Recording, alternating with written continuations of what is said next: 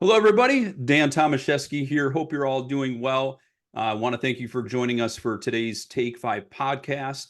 Very excited. I've got Brian Doyle here. Brian is with vCIO Toolbox. How you doing today, Brian? Doing great, Dan. Thank you so much for having me on. So, as we get started, what I'd love to do is I do know some of your background. You had spent 16 years as an MSP, so you know the ins and outs of what it Well, what it means to run an MSP, right? to a degree, it's an always changing field, right? So, Yeah. the longer I get away from it, the more I got to rely on our customers to keep us up to date on what's going on at the ground floor. Yeah, definitely. When you take a look at vCIO Toolbox, I mean, you just didn't just out of the thin blue air decide I'm going to start this company. I mean, you probably had a lot of things that occurred in your MSP that led you to say, there's a gap here, there's a void in the marketplace, and this is something we can do to help fill that gap. Can you give us a little more background from that perspective? Yeah, absolutely. This was really born out of a need that we had for my MSP. And a lot of MSPs have probably gone through this problem at some point in their lifespan as well. We started losing a few clients, and when we started losing those clients at first, in that first glance, we really thought it was because of cost, because we kept losing them to lower cost providers. But when we really sat down and analyzed why we were losing them, it was the customer was not perceiving value. Thus, they thought we were a Mm, commodity. And the reason we understood that is we also analyzed the customers we did well with. And we said, what are the traits of that account that made it different from what we did and what we just lost? And very simply put, it was we had more connection within the organization. We were tied to multiple players.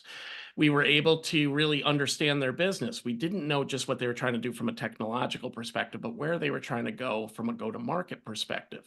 And this, of course, made solution selling much easier with those clients and really didn't make it like selling. It felt more consultative to them. mhm. So we decided that we needed to build an approach internally to better manage those clients in that manner.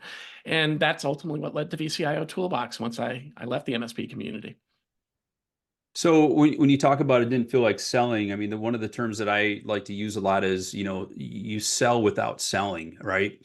Because when you're going through the process and you're understanding what the true needs are of the client, because it's not the technology components that, are they're interested about. It's their business and what their business is all about. And there could be different aspects of their business where maybe the client experience needs improvement. Could be that efficiency, productivity, profitability are taking a hit, and so they want to know what can technology do to help propel their business forward Yep. and get through from that angle. So when you take a look at the tools that you put in place and developed, how does all that work together to achieve that?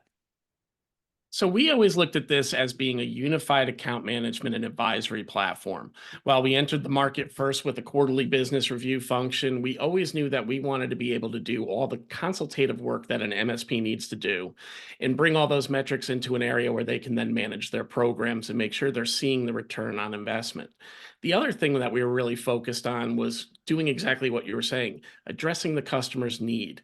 No customers care about your performance-based QBRs and what you did for them. They're exciting first meeting because they've never seen it before. Second meeting, it's like we're on track. Third meeting, they lose interest. And I say that from experience, not from anecdotal, Yeah. anecdotal measures or whatever out there. So what we really decided to do was come from a joint strategic plan perspective. And that really serves as our North Star with our relationships. Before we do anything, we really want to understand where the business is trying to go. What are the key initiatives they're going after and the obstacles in the way of their success?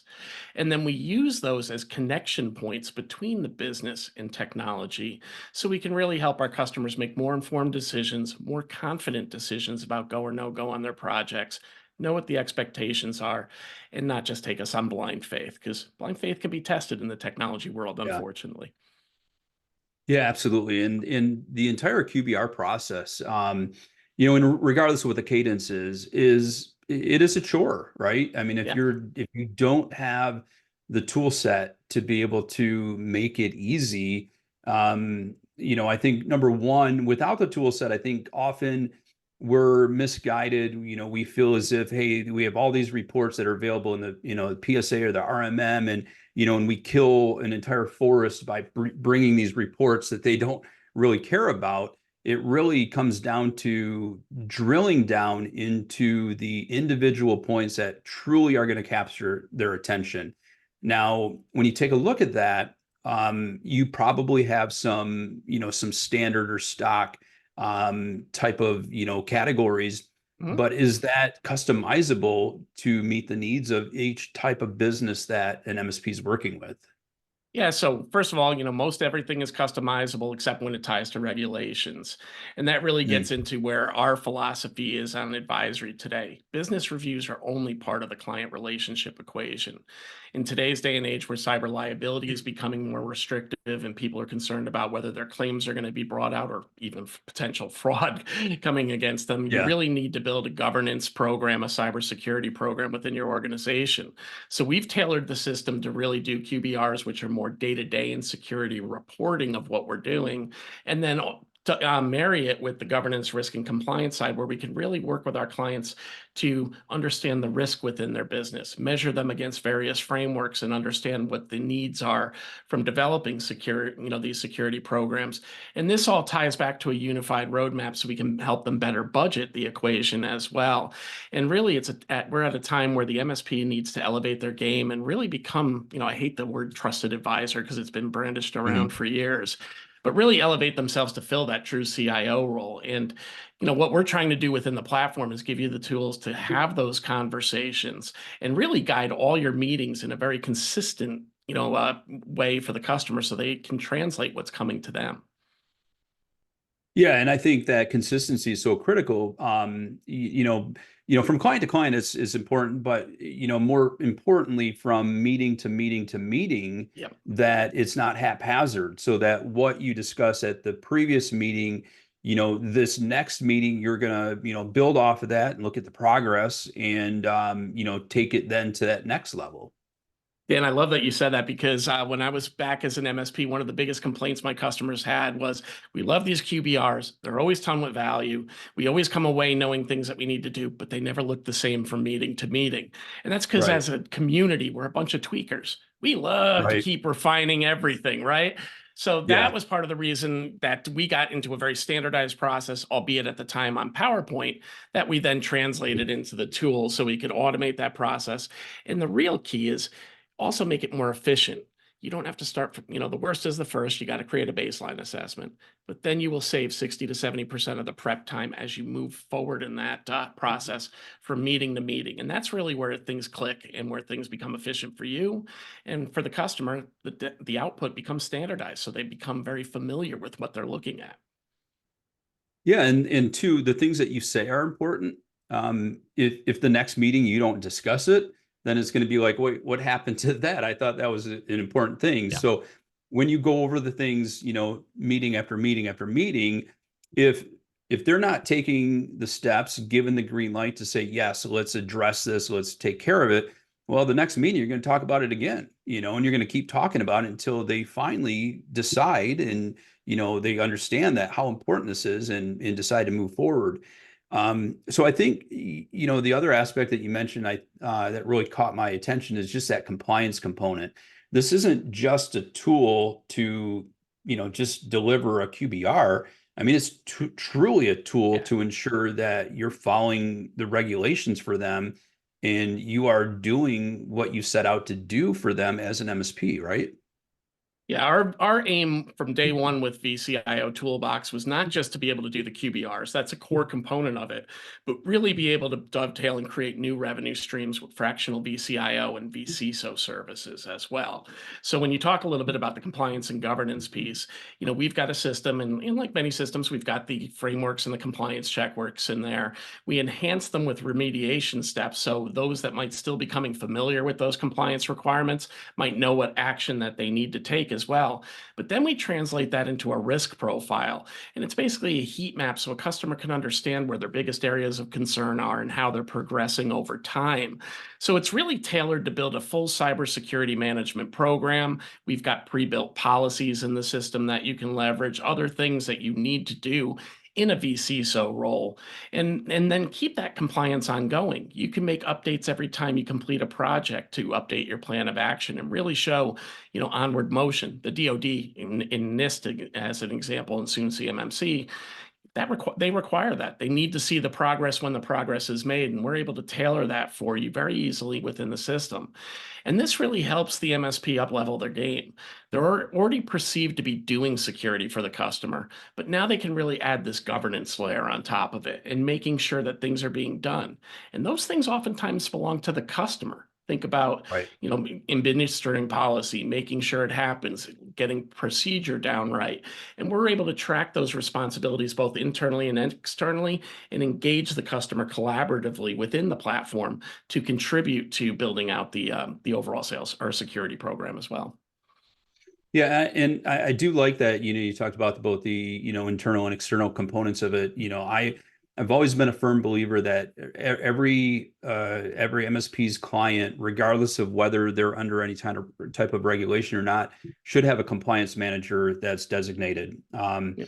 And it doesn't mean, they need to hire a person that's full-time doing this by any means, because most MSP clients aren't of that size.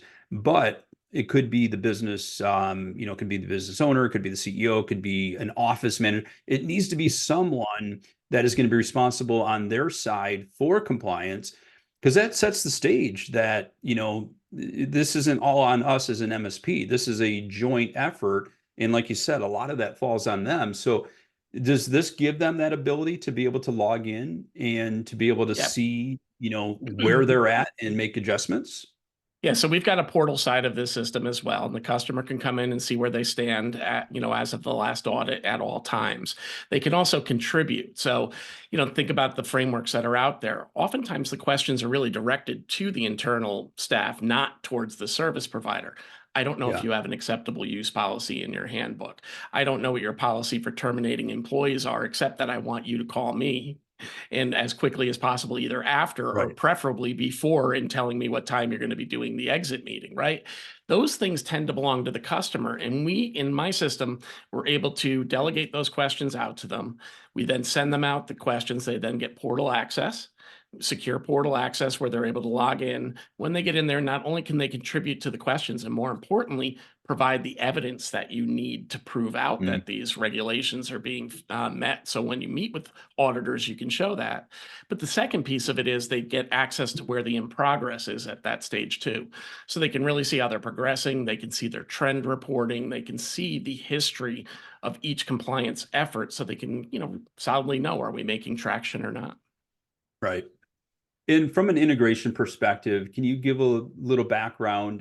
You don't necessarily have to get into all the, No, individual tools that are out there, but can you tell us a little bit about the integrations that you have that help to make the process a little easier? yeah, obviously everybody wants automation where they can get automation today. And certainly we acknowledge the fact that QBRs are a manually intensive process. So we do have a lot of automation capability, and that comes through integrations. Our primary integration is at the PSA level. We've got some of the strongest PSA integrations across our classes, our software class, in terms of what they're able to do. We're able to interact with tickets, agreements, opportunities, contacts, assets for asset management, the customer records and locations. It's a vast array of detail that we're able to automate and bring into the system to reduce some of the load there. We also have an integration with Microsoft to bring in some of that tenant information, think secure score, MFA status, and bring that into the reporting very easily. We've started building out integrations with the vulnerability scanners, security awareness tools, and the RMMs as well, to bring some of those compliance requirements and automate the evidence gathering as well. So, we're really tightening the integrations. And if I had to say what's 2024 for vCIO Toolbox, the platform is where we need it to be. Now we're bringing in more integrations to automate the process of bringing data in and reducing the amount of questions that need to be done manually as part of this process. And we're really excited about where this year is going to well, I won't say hopefully land. I know where it's going to land, but the Yeah. steps that we're taking to get there, I just wish it could be done faster. Yeah, exactly. And so for anybody that wants to learn more about you, I do know, of course, you can go to vciotoolbox.com. Additionally, for anybody that's on the everythingmsp.com website, you can search for vCIO Toolbox. You guys did an excellent job of really spelling out, the who you are, what you do, and the value that you provide in your business listing on our site. Thank you. I also like that you've added, the ability to schedule a free trial as well as schedule a demo. You can do that right from our site. But as we wrap up here, any parting words for our audience? I would just say, if you're an MSP and you're thinking about the future, really determine how you want to enter into the advisory arena. Fractional vCIO and vCISO services are definitely expanding out in the marketplace. These are new streams of revenue that you can bring in, and your customer needs you. Between emerging cybersecurity threats, the growth of AI use and how to define that within their businesses, and of course, the fact that IT is just ever changing. They need your guidance, they need your leadership, and they need to know you're there to do more than just support them from a day-to-day perspective. That's critical, but we all know that you can do so much more. Excellent. Brian, hey, I greatly appreciate your time giving us some insights of Thanks, Dan. Appreciate yours as well. yeah, not only what you guys do, but just the important aspect of how we must all have this type of methodology and tools in our toolbox. So with that being said, Brian, again, thank you. Everybody else, thank you as well for listening to us. And we will talk to you all real soon. Take care. Thanks, Dan. Appreciate it.